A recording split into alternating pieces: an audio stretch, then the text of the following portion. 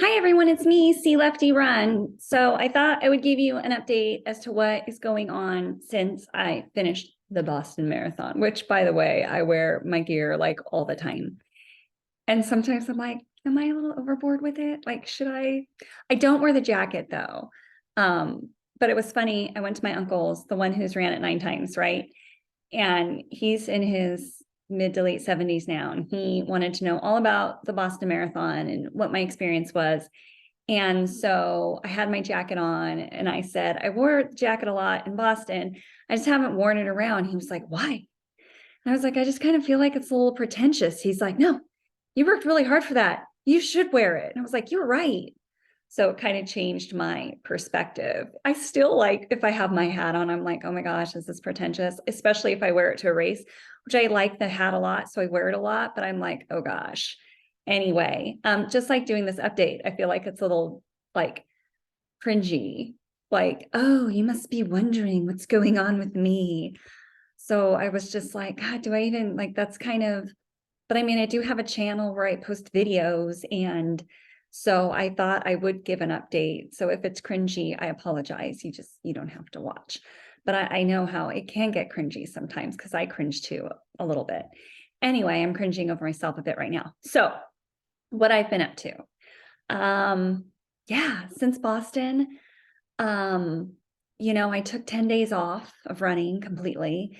And what I thought like slowly eased into it, but I felt pretty crummy for about a month afterwards, even longer. I mean, I still kind of feel crummy now. Just all of my runnings have been feeling really strained. And I was like, this isn't normal. But then I remember last year when I ran Charleston, I remember my running being like labored until like October or something when I was training for Rebel Big Bear. So, and I ended up having a really good Rebel Big Bear race because things just fell into place at the right time, right? Timing is everything. And I think it's a difficult time of year to kind of train because, you're tired from training for the marathon and then there's the shift in the weather. So I'm like, but it hasn't been warm here. It's actually been unseasonably cold in California. Normally it's warm, but it's been cool, but it's been like high 60s, low 70s, but high humidity. So who knows? I just haven't been feeling great. And my resting heart rate has been a lot higher. And this is all according to Garmin, my heart rate variability, it goes from balanced to unbalanced to red. I've never seen that before. I don't know why my resting heart rate is high, which would suggest maybe I'm getting sick or I'm overtrained. I don't know what's going on. I do know one thing, that my ferritin is low. My ferritin, I had it tested, is like a 10, and that's really low. When I went into Boston, it was a 24, I believe. I got it tested in January, and I never tested it again before Boston because I knew I didn't have enough time to have the iron impact my performance. And I didn't want to know because I didn't want it to mentally affect me. Like, oh, you can't run, you're feeling bad, so therefore you can't run. So I just never tested it. And good thing I didn't because it has dropped significantly. So I'm taking an iron supplement. But again, I didn't get my ferritin checked through my primary care physician because they don't test it, because my iron on my last blood test was normal. So you can have normal iron, but low ferritin. And ferritin, I guess, is the gospel for runners, according to Featherstone Nutrition. So I'm going to try to work on getting that up. Maybe that's why. I think that's why I've been feeling not so great on my runs. What else has been happening? I've been kind of running casually, being more relaxed about it, but still kind of maintaining a routine. And in that, I think I've been overdoing it a bit, not so much with mileage, but with intensity. So on Tuesdays, I've been doing my runner's high track workout. And then on Thursdays, I've been running Signal Hill with my local running club. And that's new for me. I don't really do hill workouts. As you know, through Boston, I was like, I don't live by any hills. Well, apparently I do. And it's called Signal Hill. And it is a city built on a hill. And I run 6 miles on that, and it's 1,100 feet of gain. And what's crazy is most of the people in my run club are 10 to 15 years older than me. Some are around my age, but it's like 10, 15. And they blow me out of the water. They're amazing runners. And the woman who heads it up was like, I went about 3 times and died each time, died. Like one time I had to stop and walk up the rest. And these people just charge right by you, no problem. And so last Thursday, I had a 10K on Saturday, which I'm going to talk about. But last Thursday, I go to Signal Hill, and the woman who heads it up, she's a really strong runner. She ran Boston too. Again, 10 years older than me, ran Boston faster than I did. But she was like, it's easy tonight. And I was like, oh, good. Oh, good. And it wasn't easy. It was 900 feet of gain instead of 1,100. And I said, I thought it was going to be easy. And she said, well, it's only 900 feet of gain. I was like, geez. So I have a 6-mile option, a 3-mile option. Anyway, I've been incorporating that too. So maybe the 2 back to back, I don't know, but nonetheless, been feeling a little strained. But I haven't ran over 8 miles since Boston. So that is something new I'm thinking of adding to my routine. I don't know if I should do track 1 week and then Signal Hill the next week and alternate them, because I don't want to get injured.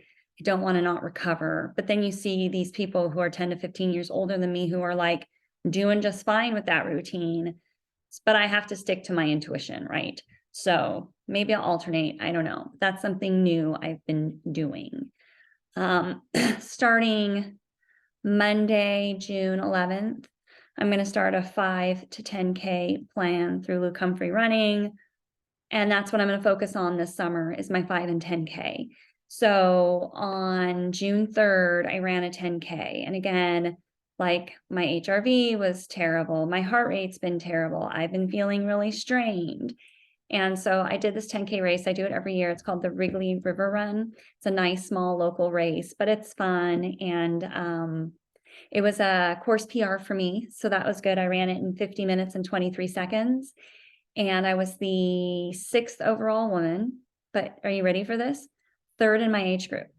So what does that tell you? It tells you that women in their 40s are killing it.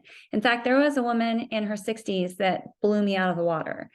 So I'm like, what is happening with these older women who are just killing it? And I think I know.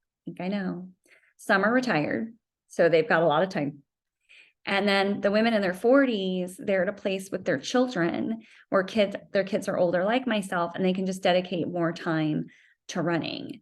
So I think that's why I'm seeing the pickup. I thought my 45 to 50 age group, I thought it'd be like a slam dunk. No, 3rd in my age group, 6th overall woman. So I didn't feel great. The whole race, I felt strained and labored. However, I do feel like it was a 10K on my worst day. So I feel like my next goal is to get it down to 48 minutes. And wasn't a PR for me, but where I ran my 10K PR, it was on the bike path in Long Beach, really flat, out and back. So Wrigley, not a hard course, but it's just a different course. So I was quite pleased with it. I don't have really great fast twitch fibers. I just never worked it. When I started running when I was 23, I went straight to a half marathon. And I didn't follow a specific plan. I just kind of went out there and did the miles. I think most people did back then because we just didn't have the data then that we have now. I would just go out and do the miles. I would have no idea what I was going to run a marathon in. I didn't even know what speed work was. I had the 4 months to a 4-hour marathon book from Runner's World, and that didn't really have speed in it. So I never worked those. And I think that's why it's really my 10K pace is quite close to my half marathon and full marathon pace. So that is something I want to work on this summer. So that's why I'm going to do the 5 to 10K plan.